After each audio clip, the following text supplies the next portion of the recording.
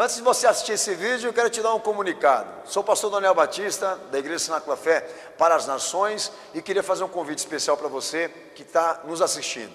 Passa pelo nosso site, horadaverdade.com, site oficial da nossa igreja, onde nós vamos ter um encontro marcado ali todas as quintas-feiras, às 8 da noite, e aos domingos, 7 da noite, nos nossos cultos ao vivo. Nosso ministério com compromisso de transmitir todo o conteúdo desse culto para a edificação do teu coração. Horadaverdade.com, vou ficar muito feliz de te conhecer, de poder estar junto com você, com certeza, num só corpo, numa só fé, num só amor ao nosso Senhor e Salvador Jesus Cristo. Um beijo, um abraço, te vejo lá.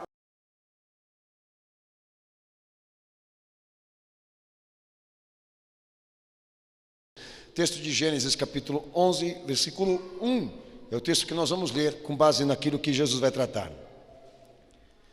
Ora, a terra toda tinha uma só língua e uma só maneira de falar.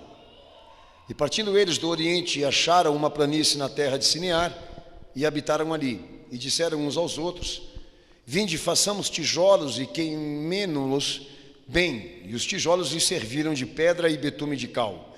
Então disseram: vinde e edificamos para nós uma cidade e uma torre cujo cume toque no céu.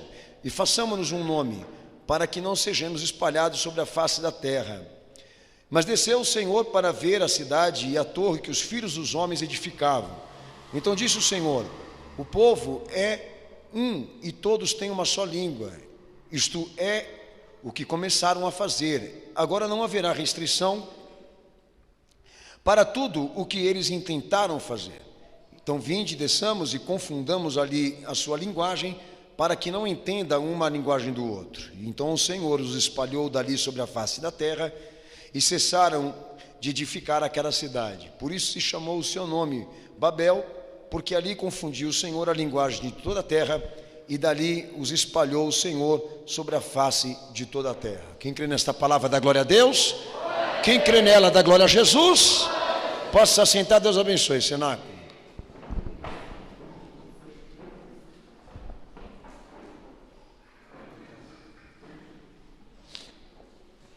Bom, amados, o convencional seria exatamente as pessoas olharem para a história e procurarem saber, através dos erros dos homens, né, aquilo que soa negativo, o que elas podem fazer de melhor para si mesmo, para o mundo, e isso é filosofia, tá?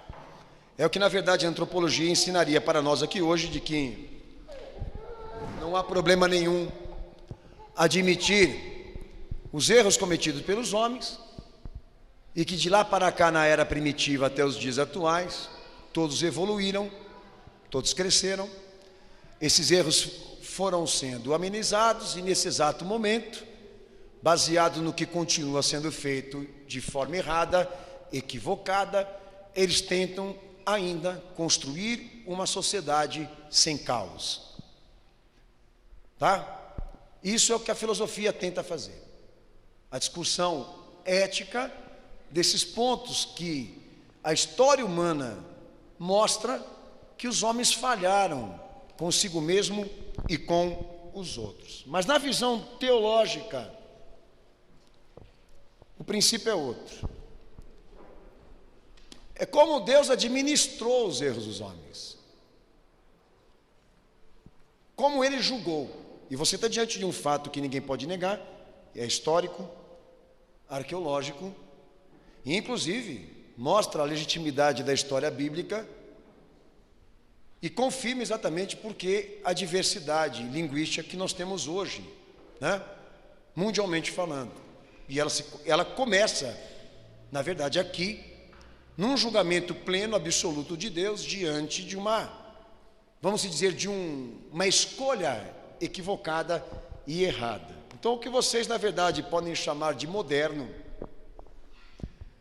o que, na verdade, as pessoas podem hoje dizer do mundo sobre evolução, biblicamente falando, é nada mais do que a perpetuidade dessa natureza que insiste em ser corrupta, mas num cenário diferente, não tão primitivo como esse aqui, Mas a verdade é que a mesma natureza, o mesmo caráter, as mesmas objeções, os mesmos pensamentos, eu vou te pregar sobre isso hoje aqui, se perpetuam no nosso meio, na sociedade em que nós vivemos, num cenário, numa roupagem mais moderna, mas com a mesma essência, tá? Daquilo que representa a Torre de Babel. O pastor, eu vou falar algumas coisas aqui, históricas, para você poder saber e também pensar. Mas antes de tudo, abre Isaías capítulo 4, versículo 12, em nome de Jesus, e já prepara esse texto aí que você vai ler para o pastor. Enquanto o pastor eu diminuo minha hélice moderna. Amém? Vamos lá. Prepare esse texto aí. Então, na verdade, aquilo que Nimrod iniciou no texto de Gênesis capítulo 11, que eu vou falar aqui agora, hoje é o sistema da qual nós estamos sujeitos, tá? Vamos dizer que aquilo que este homem iniciou com a sua mente, com os seus interesses, etc, etc, etc, formou o sistema mundial em que nós estamos nesse exato momento, inclusive sendo também preparados a servir, tá? Lê o texto para o pastor, Isaías capítulo 4, versículo 12 ao versículo 14, lê em voz alta. Isaías, meu pastor, eu abro aqui então. Peraí. Então lê Obadias, versículo 4, por favor. Obadias 4. Enquanto o pastor eu acho esse versículo. Pode ler.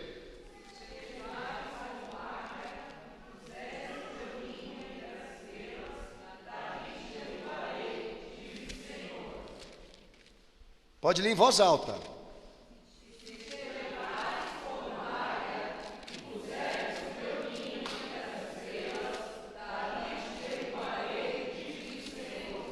Amém? O que você entende desse texto aí? Enquanto pastor eu acho aqui. O que Deus está tratando aí na essência? O orgulho. Tá? A prepotência. O pastor achou o versículo aqui.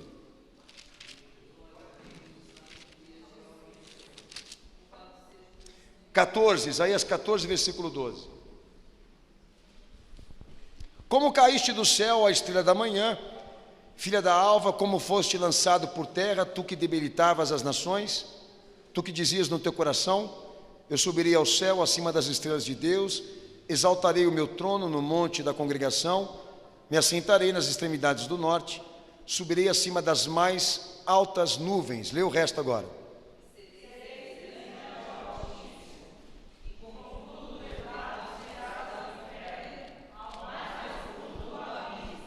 Amém. O profeta está tratando, na verdade, como o texto também de Obadias, como os irmãos leram, na essência, o caráter do pecado. A ambição, o orgulho, a autoexaltação, que são meios de corrupção. É exatamente aquilo que se fundamenta na história desse sistema, cidade e Torre de Babel. Estrutura que foi construída na planície de Sinear, como os irmãos leram aí, por uma população pós-dilúvio que migrou e se estabeleceu. Quando os homens começaram a se multiplicar, segundo o que os irmãos leram aí em Gênesis 11, versículo 1 ao versículo 9. A história da construção da torre, que se deu pelo fato de fundar uma nova capital, chamada Babilônia. Os irmãos conhecem? E associar esta construção, que chamavam de altíssimo símbolo, à cidade, o caráter da cidade e de seus moradores. A intenção da Torre de Babel, a construção, o interesse disso, era que essa representasse o pensamento da cidade, do que aqueles homens queriam fazer com o mundo. O chamando de portal do céu. Sabe como os irmãos Sabe como esses homens, eles foram descobrindo tudo isso por meio de descrições hebraicas, escritas em paredes, que foram encontradas exatamente nesta região. Tanto que alguns são da opinião que o nome Babel não é um nome bíblico. Se trata de um nome popular, que foi exatamente dado pelos homens para descrever a maldição que caiu sobre aquele lugar, tá? Cujo seu fundamento está no coração da terra e o seu pináculo até o céu. Uma casa feita entre o céu e a terra, foram estas inscrições que encontraram dentro da Babilônia, explorada por arqueólogos. Se os irmãos não sabem, a Torre de Babel, ela foi reconstruída por inúmeras vezes, irmãos, até o tempo de Roma e da ascensão romana. Disseram que até Alexandre teve interesse, exatamente quando conseguiu o poder que gostaria, de fazer aquele prédio continuar, ser construído com andares maiores, que tinha, segundo aí a arqueologia, 90 metros de altura. O que mais interessa hoje aqui a nível histórico é exatamente o interesse dessa sociedade, desse povo, querer construir isso para chamar portal do céu.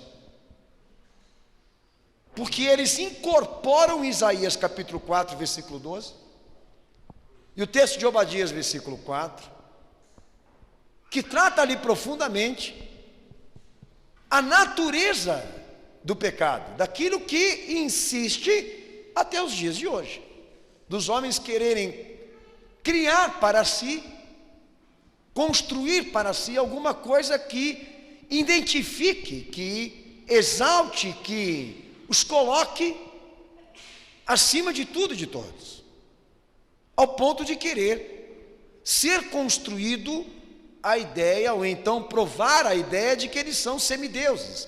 Eu queria aproveitar do que eu estou dizendo aqui, que existe uma teoria, obviamente nada confirmada, de que naquele texto bíblico, quando os demônios desceram na terra para coabitar com as mulheres, na época que os homens eram gigantes, que não se tratavam de demônios, mas de seres extraterrestres, e quando eles coabitaram com aquelas mulheres, eles construíram uma linhagem superdotada, diferente dos normais.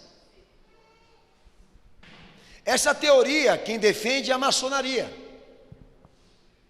que nós estamos hoje sendo subjugados e estamos como escravos de homens que são muito mais dotados do que nós. Para eles, todos aqueles que chegaram no poder ou no topo do triângulo social, todos eles são melhores do que nós. Obviamente é uma teoria, porque isso não existe, tá? Mas olha como que a mente do homem é satânica, como que ela é perversa. Os homens continuam morrendo, filho. É a maior prova que eu tenho para te dar aqui, que ninguém é feito de partícula divina. O homem é miséria, ele é pó.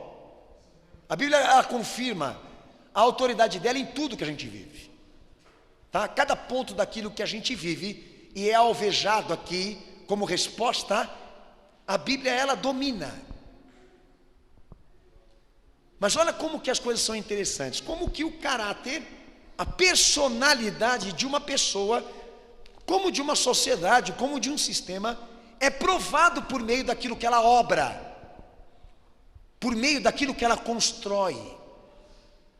Então a Torre de Babel hoje, para os nossos dias, ela é insignificante, mas espiritualmente falando, historicamente, ela traduz tudo aquilo que nós estamos vivendo, do que a ciência quer tomar, do que a ciência quer representar na vida das pessoas, do que os homens continuam querendo provar para si mesmo, do que eles são capazes de fazer, e até onde eles conseguem chegar com a sua inteligência. Eu não estou falando besteira para você aqui.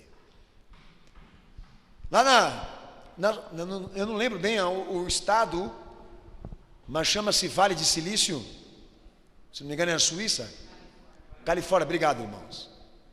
Existe ali inúmeras empresas multinacionais, chamadas de think tanks, que todas elas representam o que eu estou te falando aqui. Segundo eles, está ali inserido todos os homens mais inteligentes do mundo para construir ideias para o mundo moderno. É uma coisa impressionante como que eles inspiram a natureza disso aqui, de quererem serem superiores e maiores em tudo aquilo que eles fazem. Então eu estou falando de Google, Microsoft, Intel e todas as empresas mais famosas que você escuta por aí, desde tecnologia como também marcas de roupa, todas elas são financiadoras e mantenedoras desse sistema que está nos escravizando cada dia mais. É óbvio que não é meu objetivo de pregar isso aqui para você, mas querer dizer a você de que por mais que a gente seja menor do que eles, não quer dizer que nós também não temos ambição. Não é porque nós não conseguimos chegar ao topo da onde esses homens chegaram, seja pela música, pela arte, pela tecnologia ou qualquer outro meio, que nós não somos como eles.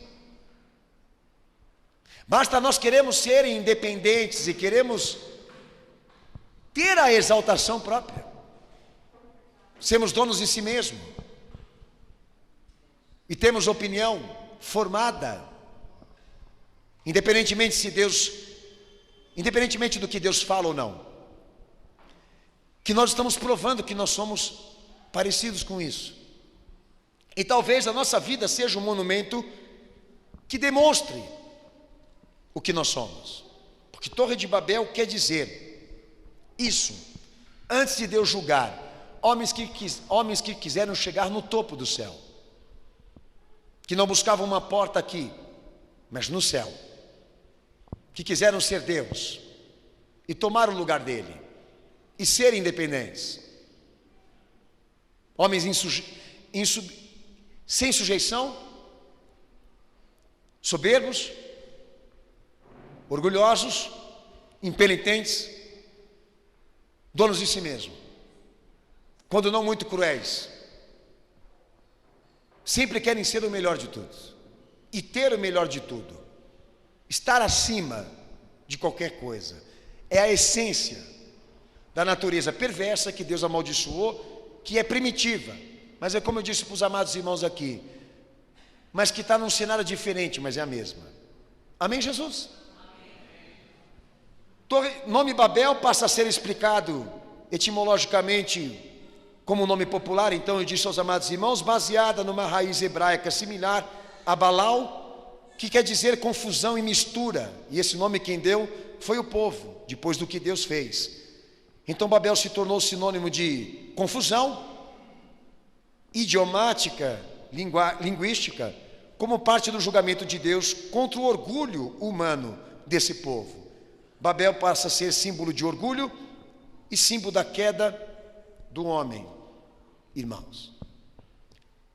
E hoje, baseado nisso, o Senhor me pediu para falar aos amados irmãos aqui algo interessante no sentido de que essa construção, essa torre, esse empreendimento, esta obra seja identificada na vida de cada um de nós aqui.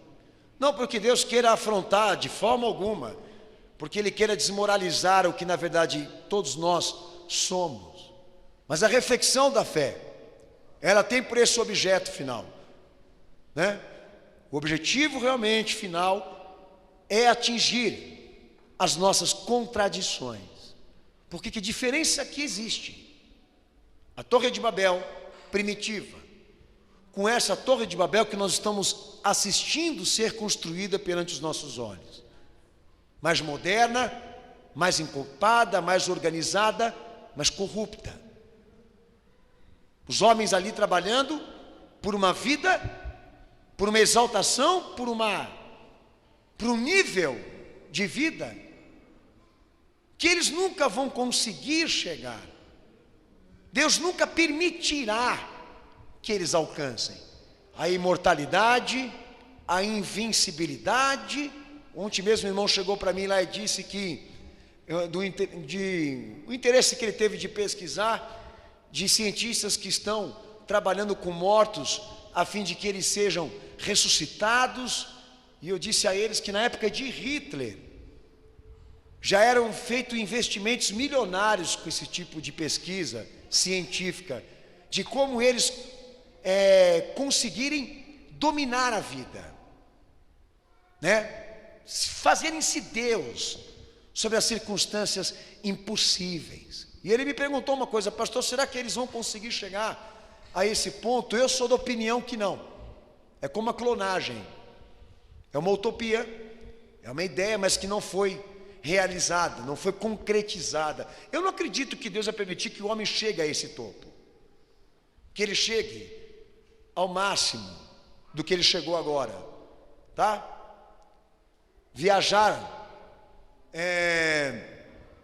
de um lugar para o outro em fração de segundos, respirar debaixo d'água, são 33 ideias que a ciência defende que são impossíveis, mas que não são, mas que são hoje buscadas pelos cientistas para provar exatamente isso que o pastor está pregando aqui: a invencibilidade da inteligência humana, como os homens são capazes de fazer, de construir, de realizar, de formar obras invencíveis.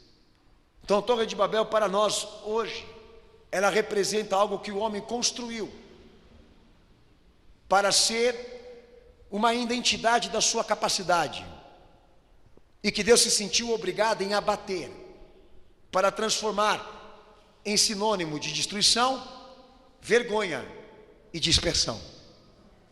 Aquilo que eles quiseram construir para mostrar a si próprio glória, Deus abateu, envergonhou e amaldiçoou, e transformou a Torre de Babel deles um símbolo de caos, de vergonha, por causa do seu orgulho. Lá no texto de Isaías capítulo 54, versículo 13, a palavra de Deus, ela diz, pelo profeta, eu já vou dar outro texto para os irmãos, que todo homem, por menor que seja a sua inteligência, todo homem é um construtor, e ele é um edificador.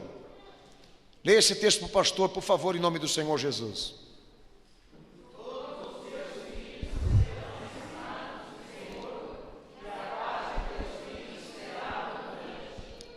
Amém? Todo homem, segundo o profeta, todo homem, aí nesse caso, aquele que estuda e obedece a palavra de Deus, ele é um construtor de paz com Deus. Naqueles que não estudam a palavra de Deus e que evitam os seus princípios, eles são construtores de alguma coisa inversa disso.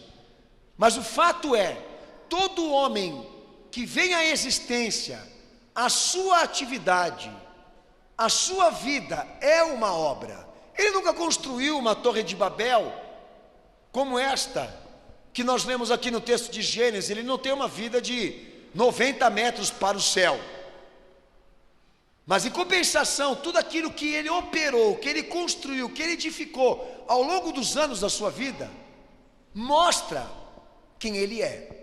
Para o profeta, aquele que se alimenta da palavra de Deus e que procura obedecer o que ele pede, ele constrói algo que identifica a aliança com Deus, o que pode ser também o oposto para aquele que nega estes princípios, estes valores, e procura, se ocupar em construir e edificar coisas parecidas com aquela civilização primitiva de Nimrod.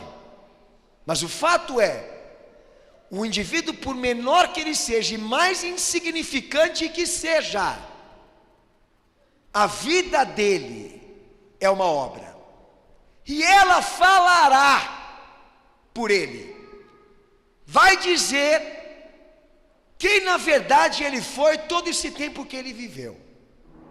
Então hoje, você aqui dentro dessa igreja, você quer se esquivar disso que você viveu, porque talvez seja frustrante e vergonhoso para você, como foi para mim, tá? Porque eu não tenho orgulho nenhum do meu passado. Por isso Jesus me redimiu. Mas foi baseado no que eu vivi, que eu me converti. Baseado na pouca transição, tempo de vida, porque eu me converti com 19 anos. Foi baseado naquilo que eu tinha vivido, que Jesus se manifestou a mim, para aplicar sobre mim a seguinte avaliação: quem eu era. Porque eu não posso te julgar, mas a palavra nos julga, baseado naquilo que a gente vem vivendo, e naquilo que a gente viveu. Então o nosso passado é uma construção de vida que reflete sobre nós aquilo que nós somos. Pode ser que ela não seja vertical, mas ela identifica. Não é um prédio de 9 andares ou 10 andares, mas identifica, na verdade, a essência do que você foi. Então, para a palavra de Deus, uma pessoa ela não pode se autodenominar crente. Ela tem que provar por meio do que ela vive se ela é. Porque é por meio do que ela vive, é por meio daquilo que ela faz e daquilo que ela foi, que ela vai justificar Cristo na vida dela. Falar aqui, para nós, não tem valor nenhum. Porque a Bíblia, ela é categórica em dizer que a nossa obra, o que nós construímos, fala muito mais alto do que qualquer verso, do que qualquer frase que eu e você possamos aqui expressar sobre nós mesmos. Um bom pai, uma boa mãe, não precisa dizer que é bom. Porque o que eles fizeram em prol da sua família e a sua casa, por mais que os seus filhos não reconheçam, fala por si mesmo. Tudo na vida da gente é assim. Lá no texto de Mateus 7, 24 ao versículo 27, Jesus confirma isso que eu estou te falando aqui. Mas mais profundo ainda. Lê o texto para o pastor, por favor. Vai, Mateus 7, 24 ao versículo 27. Lê em voz alta.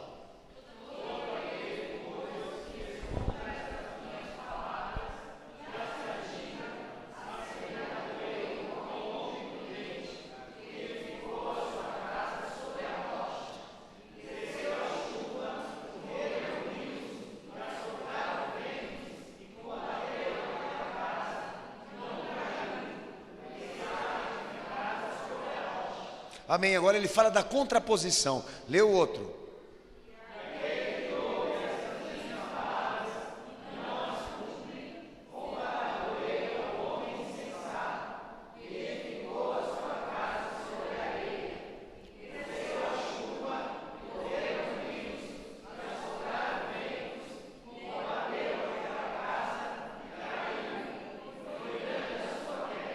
Então vamos lá, o que Jesus está pregando aí está acima de igreja, está acima de religião. Ele está falando de prática, coisas que são práticas, visíveis, perceptíveis para nós hoje aqui. Vida, pensamento e comportamento. Tá? Então qual é o significado da palavra rocha, biblicamente? Lá em Isaías 32, verso 2, Isaías 33, verso 16, diz que a rocha é um símbolo para Deus de segurança, de defesa, de refúgio alto, inacessível, inabalável. Rocha, para a Bíblia, significa a palavra de Deus, o conselho do Senhor, aquilo que Deus disse. Por isso que lá em Moisés, Deus escreveu a palavra dele na pedra. Já para traduzir como que ele valoriza aquilo que ele fala. E como que tem que ser importante aquilo que ele nos diz. Porque tudo aquilo que ele nos aconselha, que ele ministra, que ele nos ensina, e o filho dele veio estabelecer isso aqui, deve ser considerado por nós como alto nível de ascensão, de glória, de conquista. Pode não ter valor nenhum para você, mas para o crente tem. Se há uma forma de nós nos sucedermos, se há uma forma de nós conquistarmos, se há uma forma de nós termos exaltação aqui, não é por meio de um sistema, não é por meio de esforços, não é por meio de inteligência, é por meio daquilo que Deus fala, é por meio da obediência daquilo que Ele diz. Porque assim a Bíblia quer que a igreja de Cristo considere aquilo que Ele ministra: segurança, ascensão, bem-aventurança, nível altíssimo de ascensão. Meu Senhor disse o seguinte: que adianta o homem ganhar o mundo todo, se ele perder a sua alma. Ele quis exatamente falar sobre se há uma ascensão no Evangelho, uma bem-aventurança para aqueles que obedecem a Ele, que ouvem a sua palavra e lhe obedecem. A ascensão que Ele nos dá é essa, é um lugar no seu reino, aonde Ele está agora. Porque muitos vão conseguir chegar no topo aqui nessa terra, mas Deus vai batê-los lá no final.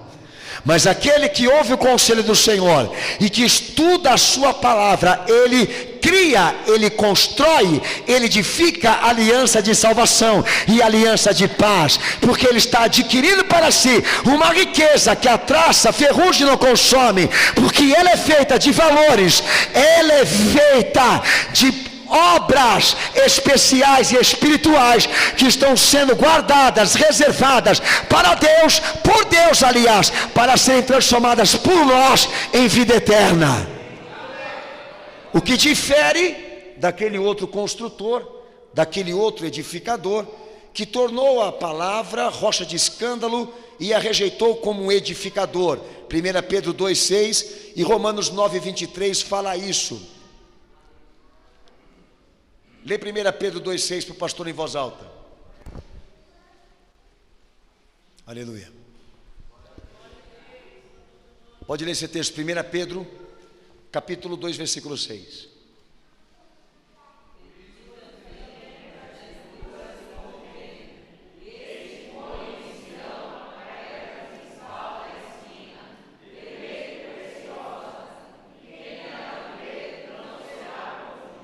Amém. Então o que está sendo tratado aí não é nada diferente. Deus propondo um conselheiro para aqueles que são construtores e edificadores, que governe sabiamente o governo que foi colocado sobre os ombros da sua vida, para que sejam instruídos na justiça, na piedade, na idoneidade desse Senhor.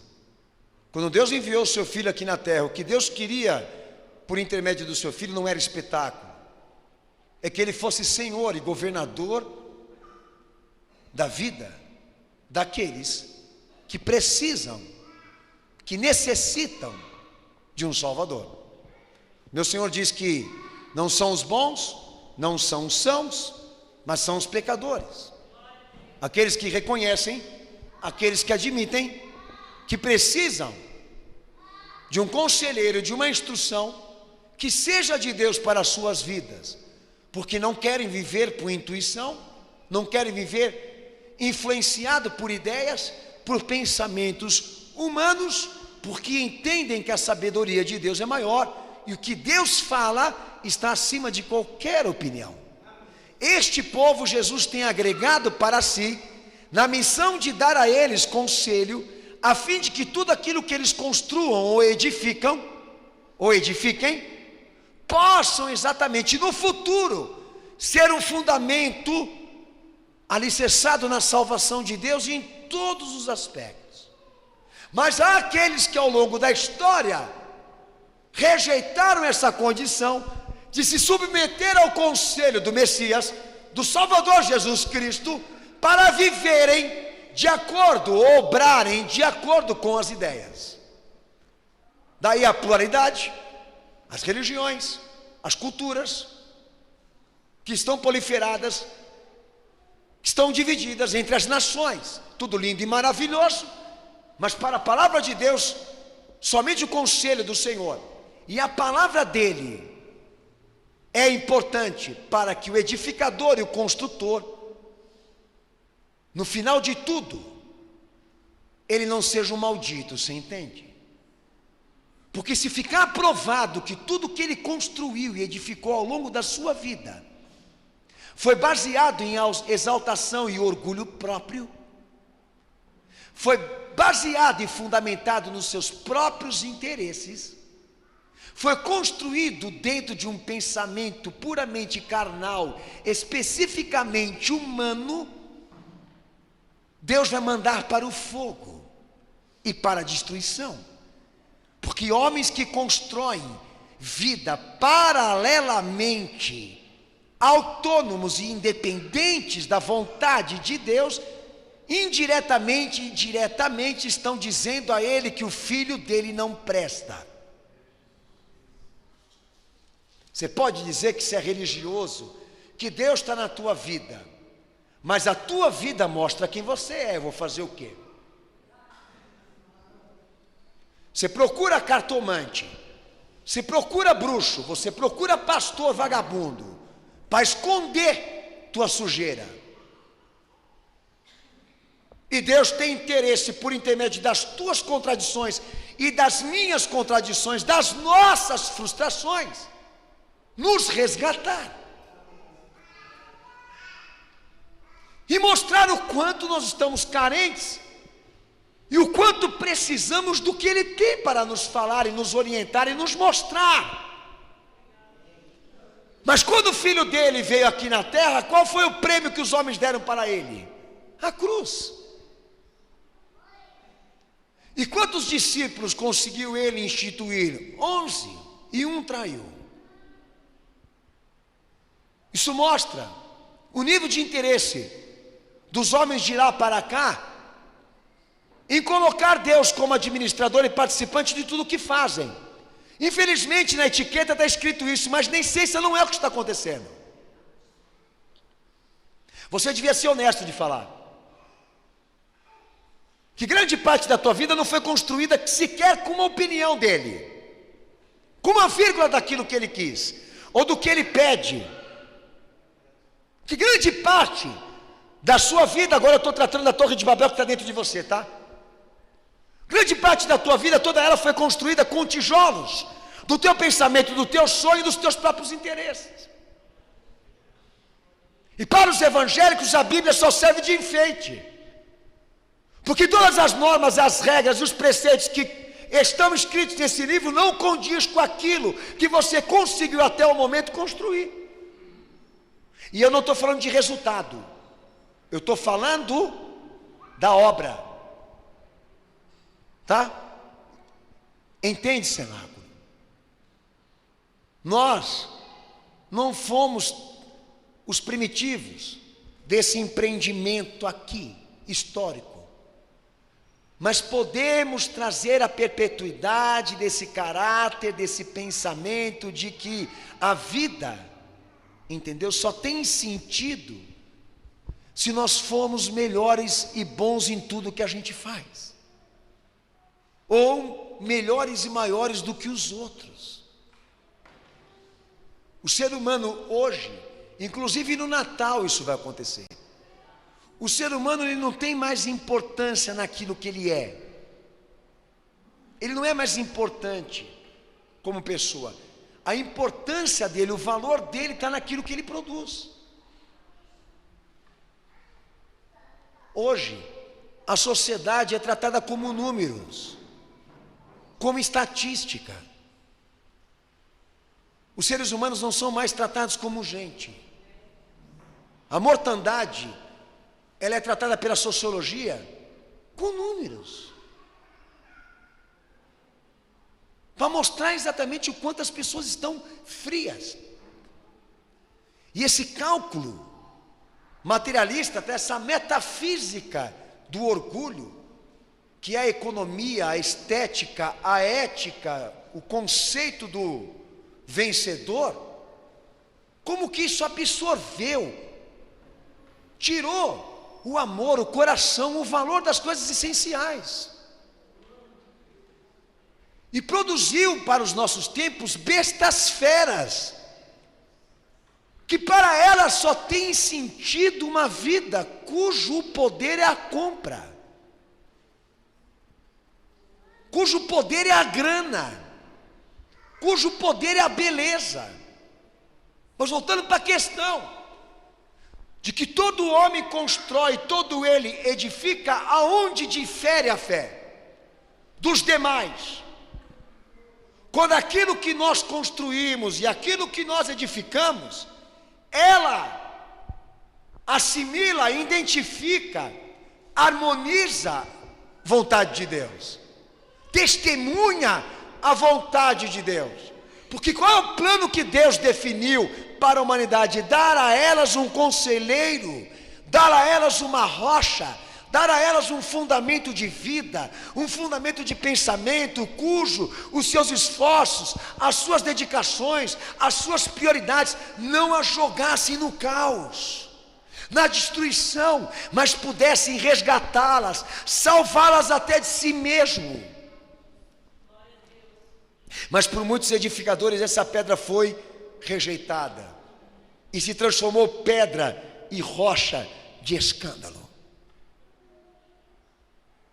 que na verdade isso quer dizer fé.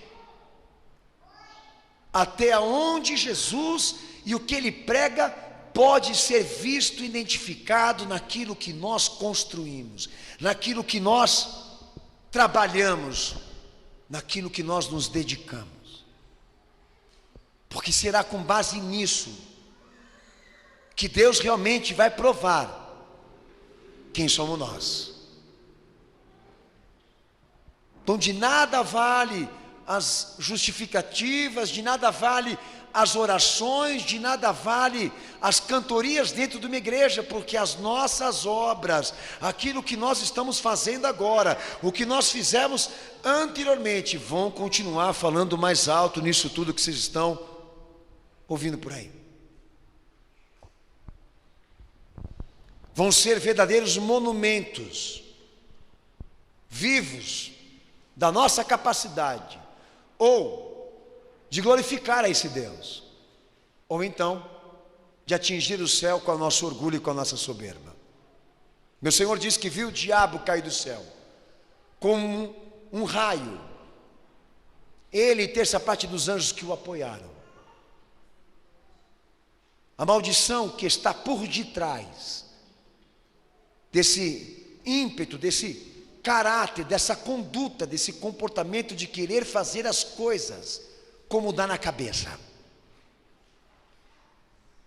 A maldição que não está nessa terra, nesse mundo, de achar que esse conceito de achar que as pessoas elas têm liberdade para fazer o que quer sem consequências, de que Deus vai aceitar todas essas transformações que estão vindo contra a sua vontade e a sua lei sem punir, sem condenar.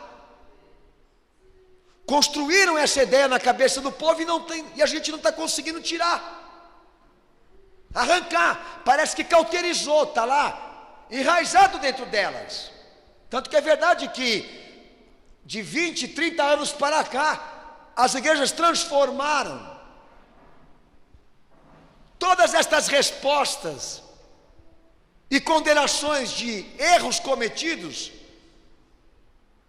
como sendo frutos de feitiçaria, macumba e inveja por parte de pessoas que te rodeiam.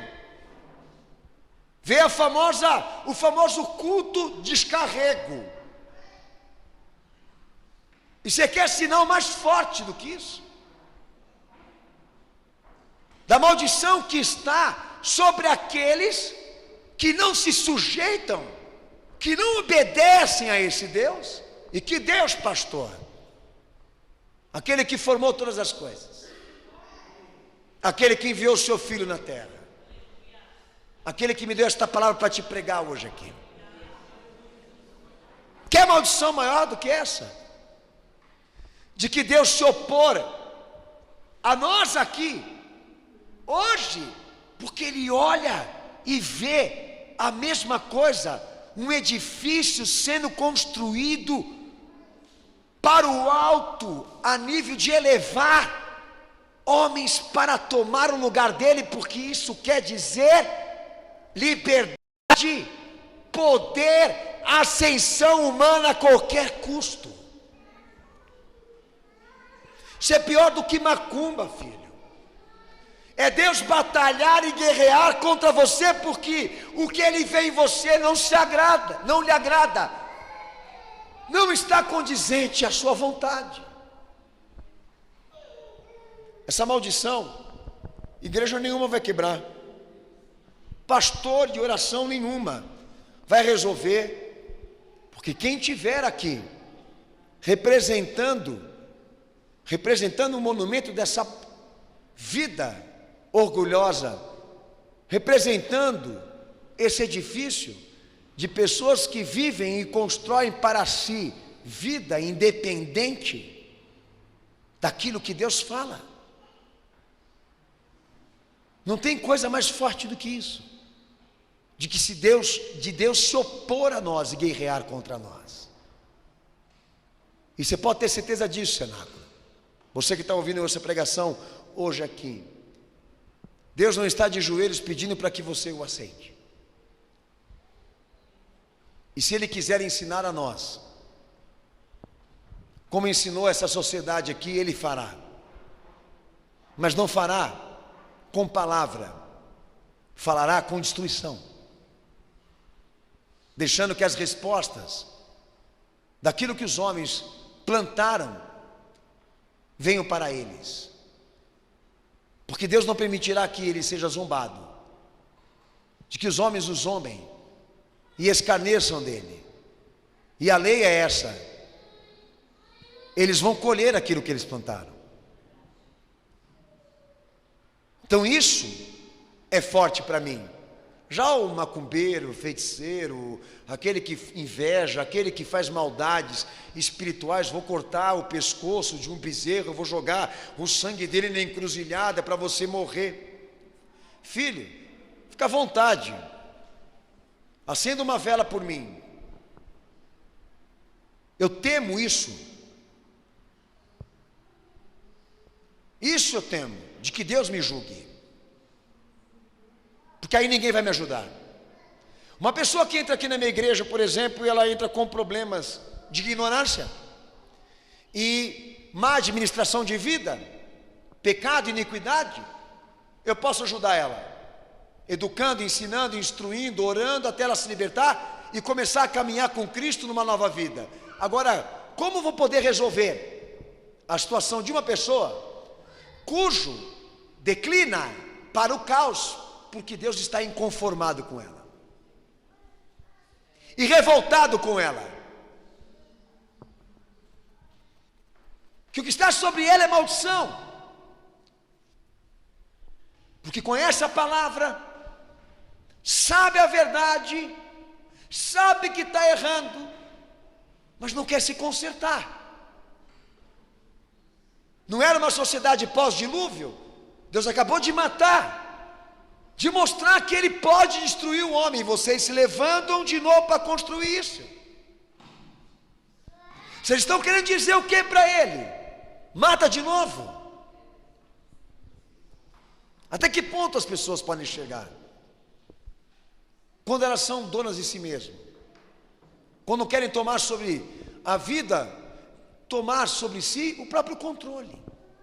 Então, se Deus precisar aplacar, colocar uma lição sobre nós, o que será de nós? E quem vai interceder por nós? Porque tudo isso que foi construído e edificado ao longo desses anos, não é só uma blasfêmia contra a vida, mas é uma blasfêmia contra o Evangelho. É uma blasfêmia contra o amor e a graça desse Deus que tentou de tudo me resgatar. Mas eu resisti. Então forte para mim é isso. Mas também ainda a obra, o que Deus fará por intermédio disso, que eu não tenho como esconder. porque eu não tenho como encobertar, porque está aí, publicado, historicamente publicado, o homem, a mulher, a família que nós fomos. Então ou a gente se rende, ou a gente se arrepende, ou a gente se conserta, ou a gente se redime perante aquele que tem poder para nos dar a redenção, ou nos manteremos como a sociedade está agora, tentando construir um cenário sobre os mortos, sobre os ossos de um mundo falido. É como a Torre Gêmeas. Eles transformam catástrofe em pretexto.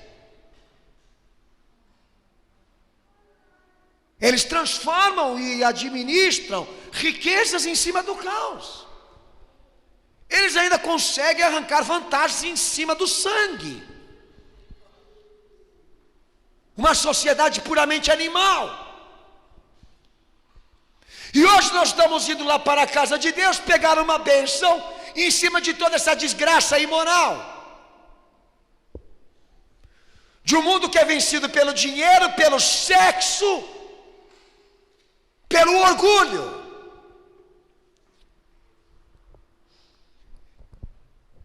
Então Deus não vai permitir que ele seja tido por idiota, que tudo isso que se passou dentro da nossa vida não vai ser visto por ele. E hoje nós vamos nos safar e sair dessa igreja aqui como se nada tivesse acontecendo. Talvez nas outras igrejas que você foi, não nessa aqui. Porque é o mal de muitos que estão aqui hoje. Não é aqueles que se opõem a você aqui nessa terra. É o que você plantou e está colhendo agora, que resulta desgraça, ou então triunfo. Como meu Senhor mesmo disse, pode vir circunstâncias que vierem na vida, podem vir até as maiores. Se a casa que nós edificamos e construímos está sobre ele e sobre o que ele quer, ela não se abalará, ela não cairá. Ele certificando que se tudo aquilo que estamos fazendo agora é feito baseado naquilo que ele disse, Deus certifica que esta casa, esta sociedade, esta família ou este indivíduo que não será abalado por nenhuma destas circunstâncias negativas, porque a salvação que está sobre esta família, sobre esta casa, sobre este homem, a salvação que está sobre ele, o refúgio, a defesa, os alicerces, a estrutura, não foram feitas por mãos humanas, mas pelas mãos deste Deus. São valores e riquezas que não podem ser arrancadas pelo vento que se passa aqui, porque todas elas foram introduzidas e inseridas pelo poder do alto. Não podem ser trancadas, fechadas por homem nenhum, porque estão libertas, em liberdade, pelo poder de Cristo. Então qual a obra que Deus quer fazer aqui hoje? Te dá um conselheiro, filho, porque viver você sabe, mas não sabe administrar bem a sua vida. Qual o segredo do evangelho na igreja? Conselho. Aonde a corrupção entra na igreja? Por onde entra a corrupção na igreja? Pelos seus conselheiros. Firma a educação legítima desse evangelho dentro dessa igreja, que vamos ver se ela vai ser feita de bandidos. A igreja está podre nos alicerces, na liderança, porque o diabo sabe que se as pessoas começarem a ouvir um monte de porcaria, todas vão desandar. E aos poucos vão se frustrar e se decepcionar até com a fé, até com Jesus. Mas põe Jesus para falar, põe ele para dizer o que deve ser feito, para você ver como as coisas vão ficar claras, nítidas, de como as pessoas estão vivendo de maneira errada suas vidas à luz do Evangelho. E por isso que muitas igrejas lotam, por isso que muitas igrejas enchem, porque o alicerce está podre, gente. Jesus precisa ser o governador da tua vida, o administrador desse governo que está sobre os teus ombros, o conselheiro, a tua sabedoria, para dizer a você o que deve ser feito, porque foi baseado nesse desvio, nessa rejeição, nessa indiferença, nesta separação, que veio toda esta maldição. Porque sem Ele e a presença dEle, nós construímos uma torre de Babel, sim, que está nos acusando, porque todos os seus tijolos têm o nosso nome, e o interesse de nos levar para o céu.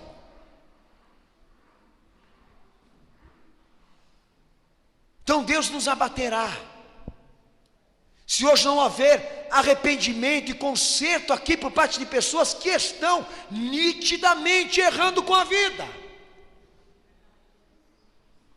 introduzindo um evangelho diferenciado, para querer dizer que Deus está nisso tudo, seja na vida sexual, na vida social, na vida matrimonial. Meu filho, se eu começar a numerar o que o povo está fazendo de errado, aí você vai ficar assustado. Estou sendo processado por um pastor que se acha no direito de, como pastor, poder ter uma segunda esposa, com a primeira ainda viva. E eu não imaginava que um dia isso fosse acontecer, de um homem chamado pastor querer se achar no direito de ter uma segunda mulher e ainda continuar no seu ofício. Nós estamos no fim. A rebeldia e a rebelião é muito grande, mas o caos também, o lamento, o choro também, as frustrações, as decepções também. Mas a qualificadora disso tudo aí, que eles dão, é o diabo. E a Bíblia diz: não, é o homem e as suas obras. São elas que o acusam e que incitam a ira de Deus, e o que faz jogar sobre eles maldição, e que os permite serem mais ainda irracionais do que são. É isso que você escolheu para a tua vida? Ter por Deus o seu inimigo? Porque é o que você vai estar fazendo se você se opor ao que Ele quer. Pastor, isso é ditadura. Chame como você quiser. Pastor, isso é extremismo. Chame como você quiser. Quem estava lá debaixo da torre também deve ter xingado ele, mas não adiantou nada. Tua fúria, tua revolta não vai solucionar nada. Ele tem o poder e ponto final. Texto de Salmo 104, versículo 24.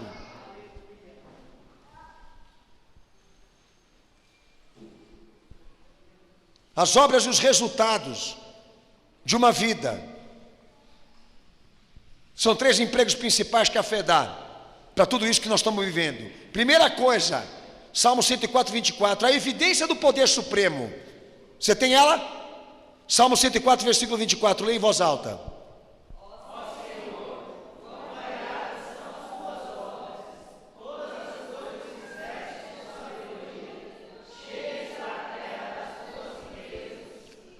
Olha para a tua vida e identifica. Quem é o Supremo? Ah, é Deus. Espera, filho, não seja irracional. Poder, autoridade, sabedoria, benevolência, deidade, são qualidades de Deus, dele, atributos dele. Mas tudo bem, mas também de um Supremo, certo? Que tais qualidades formam um direito exclusivo de ser adorado, de receber adoração. Deus está na minha vida, eu não sei quem é, tá? Mas vou querer saber quem. Quem é esse Deus que você segue aí? Como a gente identifica? Como a gente identifica? Poder de decisão e escolha. Com base em que princípios e pensamentos você toma essa decisão agora? Saberemos quem é o teu Deus. Quem construiu essa porcaria aí? Foi Nimrod. Chama ele. Quem te mandou construir essa porcaria? Pronto. Qual o interesse disso? Pronto. Para onde quer te mandar isso? Pronto, filho. Já sabemos que nome que nós temos que dar para essa coisa.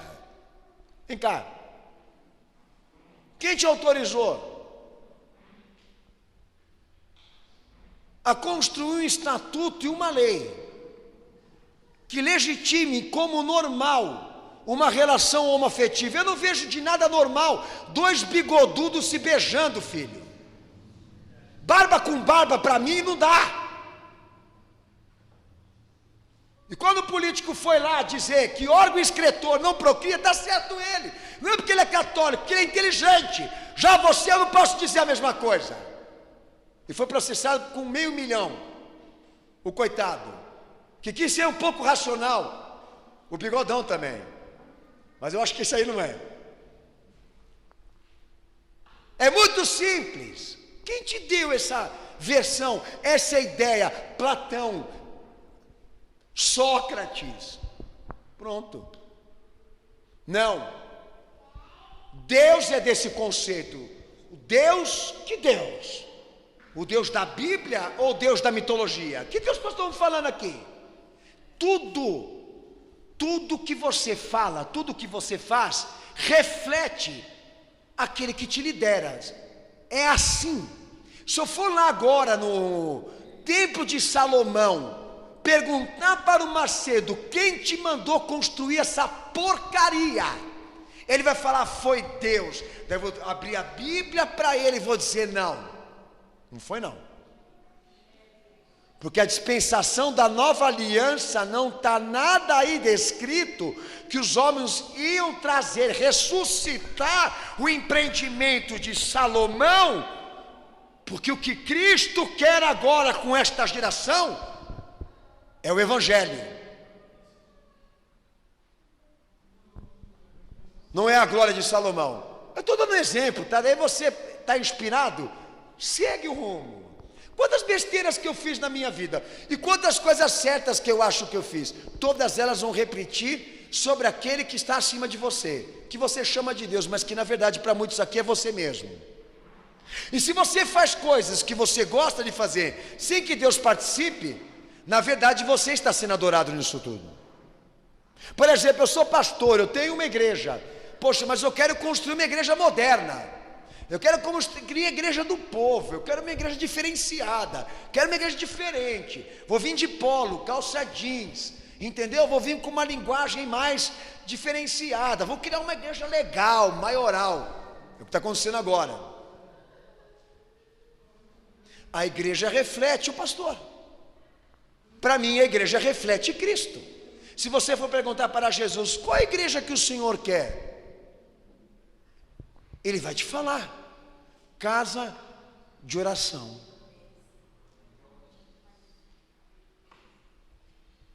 Você entende? É fácil. Me perguntam, pastor, que igreja é boa para congregar? Aquela que reflete Cristo. a mais primitiva possível, aquela que estava debaixo da dispensação do Espírito em Atos 2, que ela é o oposto da Torre de Babel. Tá? É uma contraposição. É uma resposta de Deus sobre a burrice da sociedade, de querer se elevar pelos seus esforços ao invés de se humilhar. Há um Supremo sobre você, cujas qualidades identificam você. E são estas qualidades que se transformaram no meio de adoração. E nós queremos saber, tudo isso aí é para Jesus? Tudo isso aí é para Ele? Tudo isso aí é para Deus? Então vamos procurar realmente ver se isso é verdade. Aonde nós iremos? No caráter, nos planos, nas escolhas, nas objeções. Eu quero casar, e o meu casamento é de Deus. Como escolher um parceiro? Primeiramente solteiro, normal, de preferência, tá? Macho e fêmea, sem querer ofender os gays que estão aqui. Como saber, pastor, se vai dar certo isso? É muito simples. Coloca Jesus aí como essência disso, como rocha, como plano de fundo. Prioridade é Ele e o que Ele quer na vida de vocês. Não tem muito o que dizer. E aí vai se construindo essa relação, seja ela no noivado, seja ela no casamento, seja em que instância for. A tendência lá na frente é colher os frutos. E quando os conflitos e as circunstâncias do mundo, da vida, entrarem nesta aliança, eles vão superar. Porque tudo foi feito de acordo como Deus queria. Tudo foi feito de acordo como Jesus pediu. Agora, qual o conceito que o povo tem sobre casamento hoje? Cerimônia, bênção apostólica, tradição cristã. Em nome do Pai, do Filho e do Espírito Santo, com a autoridade que Deus me deu, eu vos caso agora e legitime essa união, até que a morte vos separe. Ponto, estamos com a bênção. Filho, não é assim. Tudo que você faz na tua vida identifica alguém superior. É você ou Ele?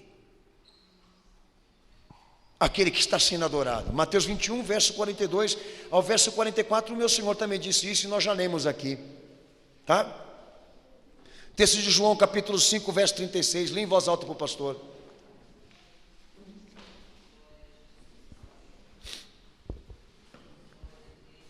Senhor, nós estamos aqui nesta noite, edificando para o Senhor algo em Teu nome, tenha seu nome, tenha a sua placa, tenha a sua Bíblia, tenha a sua palavra, blá, blá, blá, blá, blá, blá, blá. Amém. Ao longo do tempo, ao longo da trajetória, nós saberemos de verdade se isso realmente foi sincero. Porque a hora que acumular aí situações vividas, escolhas, nós saberemos realmente a essência disso tudo. Quem está liderando, quem é o supremo disso tudo. Lê o texto para o pastor. Pode ler. João 5,36.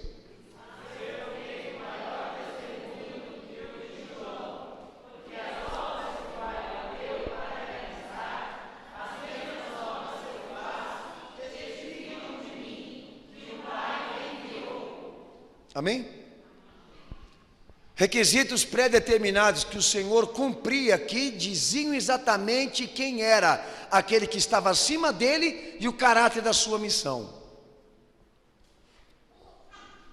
Tudo aquilo que ele falava, tudo aquilo que ele fazia relacionava o Pai, identificava alguém, e ninguém podia ir contra ele, porque todo mundo testemunhava isso. Por que mataram ele? Porque não tinham nada do que acusar. Assim é a vida da igreja, assim é a vida do crente. Tudo aquilo que ele constrói, tudo aquilo que ele faz, identifica Cristo. Assim como Cristo identificava o Pai que o enviou. Porque tudo aquilo que eu vos falo agora, tudo aquilo que eu faço aqui, agora meu Pai me deu, meu Pai me ensinou. Tanto que os judeus pensavam que quando ele dizia isso, ele se autodenominava Deus. Mas na verdade o que ele estava fazendo ali era dizer que ele era enviado do Pai.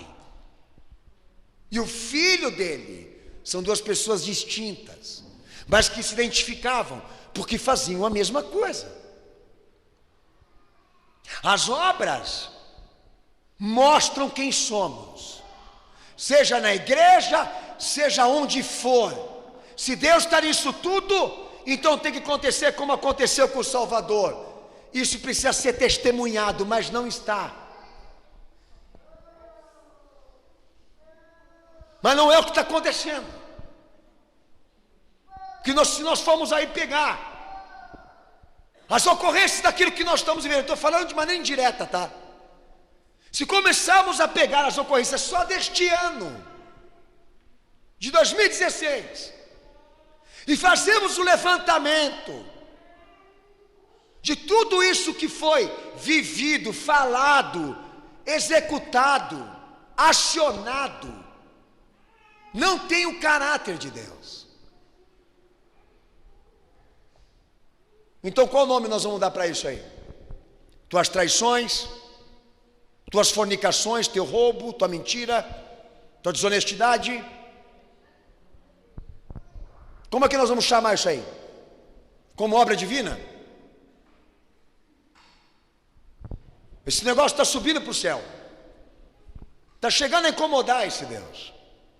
Virou uma torre de Babel essa vida cristã que nós estamos vendo aí no meio dos evangélicos. Porque tudo aí está baseado exatamente nisso, em pura obra de orgulho, pura obra ideológica. Mas eles querem taxar, carimbar como sendo coisa cristã. A gente sabe que não é, mas eles querem dizer que é, pelo poder da palavra.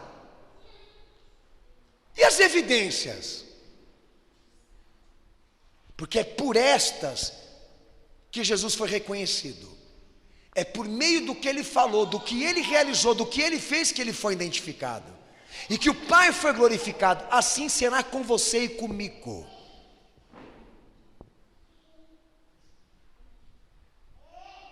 Este é o meio que Deus tem para trabalhar na tua vida. Você é um construtor, você é um edificador. Nós só não sabemos dizer quem é o teu conselheiro. Quem está sendo adorado aí? Quem está te liderando aí? Se você disser que é Ele, então aonde estão as obras? Se você disser que é a fé de Jesus Cristo, então aonde estão as marcas de Cristo nisso que você está vivendo aí? Para aquele edifício deram o nome Babel. E para a tua história, qual vai ser o nome que nós vamos dar hoje aqui? Confusão?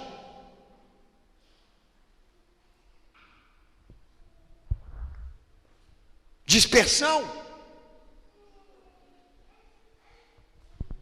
Porque é isso que está acontecendo com essa terra. Deus não está precisando mover um dedo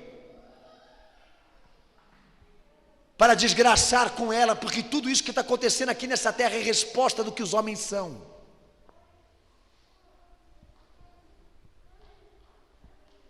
Então, para mim, o que muda uma vida, o que muda uma pessoa não é a igreja, é o que fala dentro dela, é o que se ensina nela. Um exemplo: Senhor, quantas vezes eu tenho que perdoar uma pessoa que me ofende? Ele deu a resposta: 70 vezes 7. Você já tem uma opinião formada sobre pena de morte, para que ficar discutindo? Neoliberal.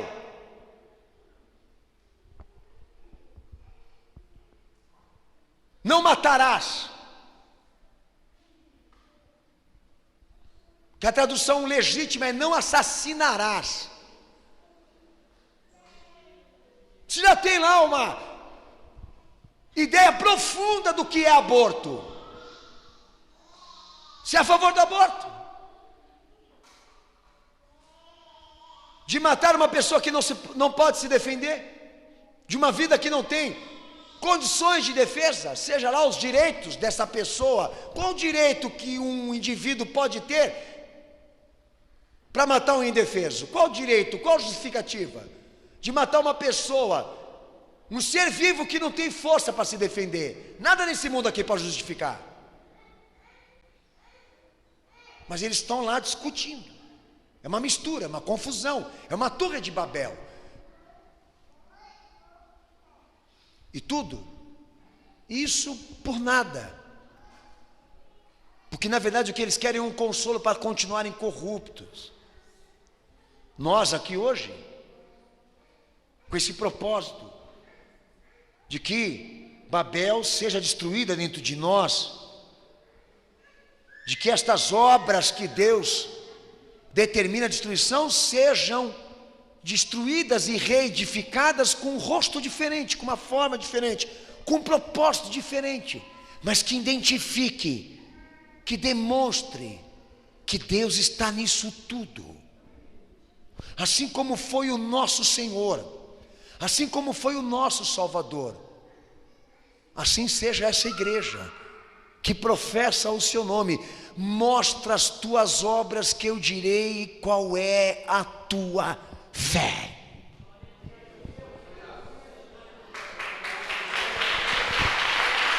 Aleluia. Abra o texto, João 3,19. Melhor dizendo, Mateus 5,16. Olha o que Jesus fala aí. O crente demonstra a atividade de Deus em sua vida através do meio do que ele vive e do que ele faz. E se o meu Senhor disse, está falado. Lê o texto.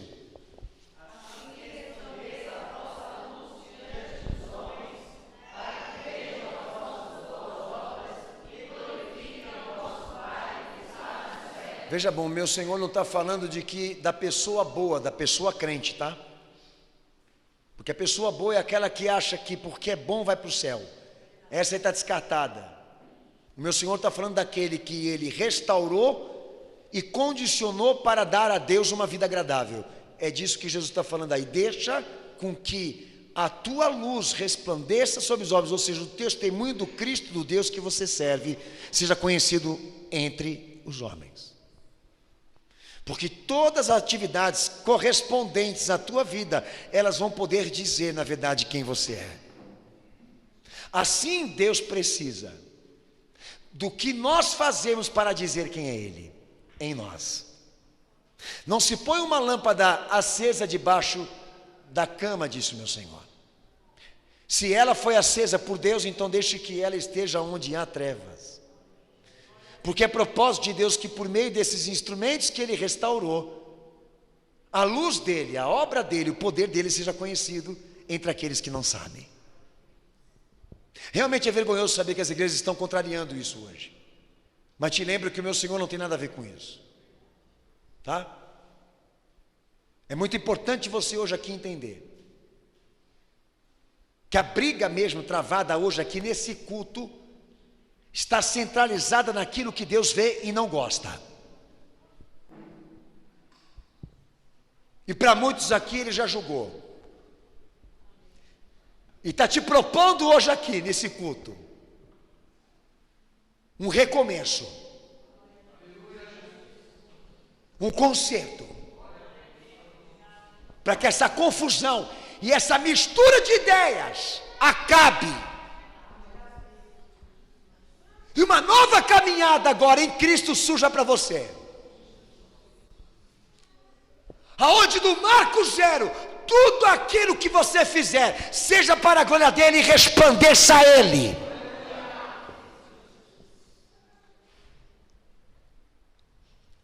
Mas há torres hoje aqui, de confusão. Há vidas hoje aqui que estão inseridas numa natureza tão igual quanto aquela que é primitiva, que vão sair daqui sem querer ser abalado.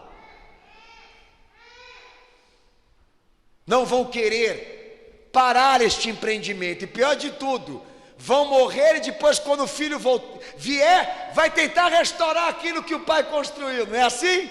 Hereditariedade do mal. Meu pai fez, meu pai criou, meu pai falou, mamãe dizia. É a Torre de Babel que eles construíram que você está querendo dar sequência. Agora, encontro com Cristo é isso. Para essa porcaria aí, que foi construída em filosofia ocidental, na ideia contemporânea do pensamento perverso.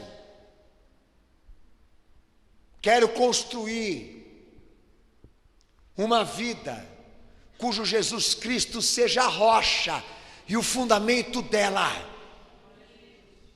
e o seu crescimento e a sua forma pareça com Ele, e o brilho seja do seu poder, porque ela não é construída por suor nem força humana, mas pelo poder de Deus.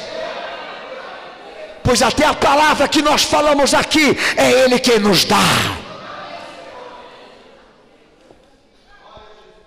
É Ele quem vai ser adorado, não mais eu. Então Ele pode ser glorificado quando eu decair. Até quando eu perder, Ele permanece glorificado. Você entende isso? É o que você veio buscar hoje aqui? Ou vamos dar para essa Torre de Babel um novo nome? Vamos colocar um play center dentro dela. Vamos criar aí alguns aspectos diferentes, como os maias faziam. O Apocalipse maia é isso, troca o figurino, troca a roupa para dizer que mudou, mas o homem é o mesmo. Mudou de religião, mas o homem é o mesmo.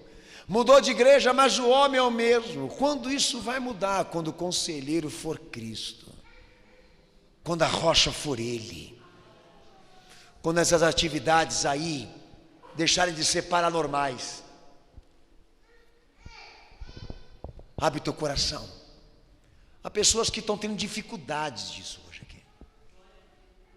Primeira coisa que você tem que fazer hoje aqui, olha para a tua vida, olha para ela e vê se parece com Ele. Se você não conseguir enxergar, se envergonhe, derrube isso e faça de novo. Não se convença, porque tudo aquilo que se parecer com confusão, ou pecado, ou iniquidade, por maior que seja, Deus vai julgar e vai derrubar nos últimos tempos. Não acredite. João 3,19, leia para mim.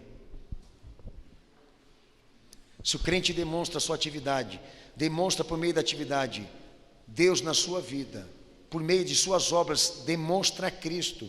Em contraposição, o homem que não possui a fé demonstra estar separado de Deus através de suas obras malignas. Lê João 3,19.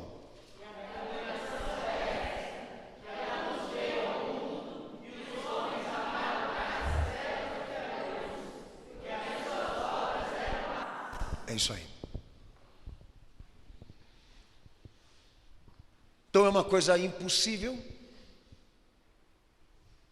de não ser vista hoje. O que aconteceu comigo e aconteceu com você. Nossas histórias falam por nós mesmos. E é baseado no que aconteceu e no que está acontecendo que Deus falou hoje aqui. E você, com muita sinceridade, vai identificar o que realmente traduz você. Então, qual a minha proposta para você hoje aqui como pregador e pastor aqui? Se você não está disposto a pagar o preço para construir e edificar com Cristo uma obra de salvação, a minha proposta é que você desça o nome dele e bote o teu e assuma isso.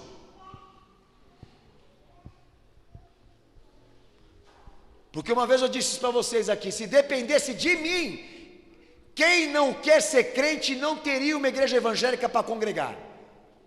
Quem não quer ser obediente não ia ter igreja para congregar. Se dependesse de mim, não ia ter livre acesso, porque a gente ia desgastar tanto esse povo com o evangelho, que eles iam, na verdade, nos odiar. Ia ser insuportável a nossa relação, como já é para alguns aqui. Porque quem não quer a luz, odeia a luz, filho. Quem não quer ser revelado e disciplinado, não vem para ela. Amém ou não? Não é o que o nosso Senhor está falando aí? Quem não quer a disciplina dele e a libertação dele, não vem para a luz. Quem quer, vem, a fim de que suas obras sejam vistas e sejam feitas nele. Esta é a condenação do mundo. Abrir uma obra cujo título é Porta do Céu, e definir que tudo que está sendo feito aqui é para chegar ao topo, para chegar ao nível de um advento, de uma conquista, aonde todos possam dizer: valeu a pena viver. Já a teologia do meu Senhor é diferente. A obra que nós construímos aqui com Ele não sobe, ela desce. E procura no coração, na profundeza da alma, razões para o arrependimento, razões para a conversão, razões para eleger e o instituir como conselheiro e Senhor e Salvador de sua vida. E na medida em que nós nos humilhamos, na medida em que nós nos ajoelhamos, nos arrependemos diante dele, ele nos exalta com consolo, com libertação, com cura, com transformação, com um propósito de vida que tem a cara dele.